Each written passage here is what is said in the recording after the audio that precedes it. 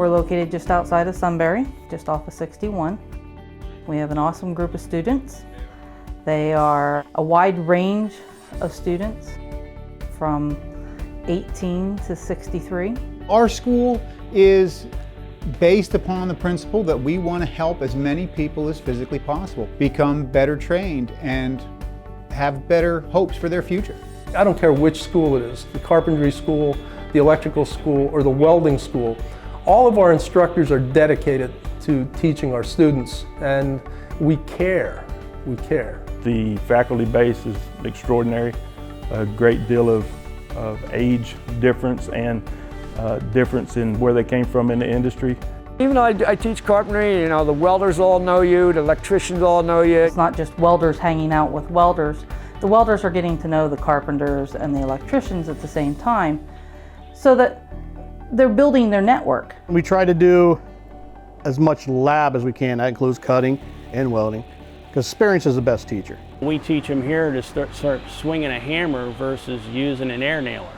You got to learn the basics. If you can't swing a hammer or know how to pound a nail, it's not much use to you down the road. We do raceways in one of my classes, and we've been conduit until we have proficiency. We do motors, transformers, we do commercial circuit design. We don't train workers, we train foremen. The objective here is to get you away from the tool pouch and get you to the clipboard as fast as physically possible. A Triangle Tech student can be anybody. We have people who have some experience in construction and maybe electrical wiring, and some of our students have never even touched a tool. Anyone who has the desire that wants to come in and learn any of the trades, they are our people. We have adult students, we have students who have been to school and have a bachelor's degree and decide this is not what I want to do. They want to come back to school and learn a trade. We have students who have been in the military. Most of them I see, they come from jobs and stuff. They want to better themselves. And my definition of job is just over broke. They want to have a career. Because a job, it is what it is, but a career, it lasts you a lifetime. We don't have really huge classes. I get to spend some time with each student. I can see what their proficiency is. I can see which ones need a little bit more work. The more time we have to spend with them, the more we can teach them what is standard out in the industry and what's expected of them. The one-on-one is important because a lot of this stuff, you got to get in the welding booth and actually show them how it's done. I can draw it 100 times on a board, point it out to you in a text 30 times, but I can stand next to you in the lab and say, this is the way we're going to do it. And they pick it up rather quickly, and that is the best teacher. If you ask somebody to check a motor out and they read about it, but they haven't experienced using a meter and doing it, it's going to be difficult for them. You can learn theory, but we really don't have an electrician or a carpenter or a welder until they know how to do the job with their hands. You have to see the components, you have to be able to connect the components, you have to make them work right.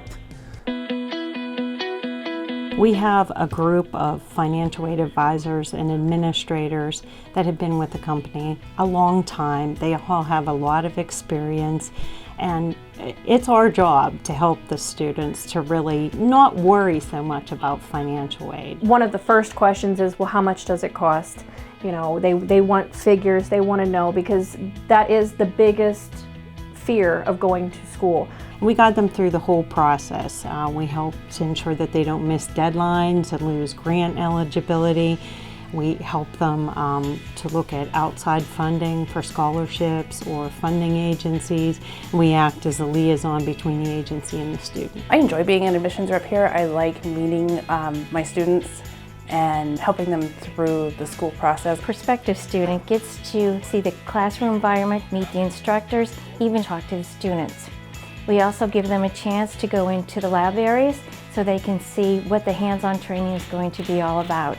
People come from all different walks of life to come here, and every student is an individual and has individual needs. All of our advisors start to build a rapport with our students from the time they walk in the door. This is a win-win situation. The employer needs that employee, and that student needs that employer. Everything from resume writing to conducting mock interviews to marketing them to employers, sending out their resumes, inviting industry guests into the school. All of those things not only help them prepare for employment, but bring the employers to them as well. I believe everyone in this world has something to offer. It's a matter of finding that within yourself. It's a reward not only to me, but it's to them too, to give them the opportunity to learn a skill. I've been welding 20 years. I've yet to be unemployed. And the welding field, guy told me years ago, he said, when the economy's good, you build it. Economy's bad, you fix it. You can get paid all the money in the world, but if you don't like what you're doing, you're not happy when you go home. A lot of our local contractors in the Sunbury area are looking for workers that are skilled in the industry. MIG welding, if it's in demand, then it drops off, I can go stick welding, or I can go TIG. There's a lot of welding processes, so if one's in demand, the other's down, there's always some place I can go. We're always going to be moving our electricity from point A to point B, so electricians are always going to be needed.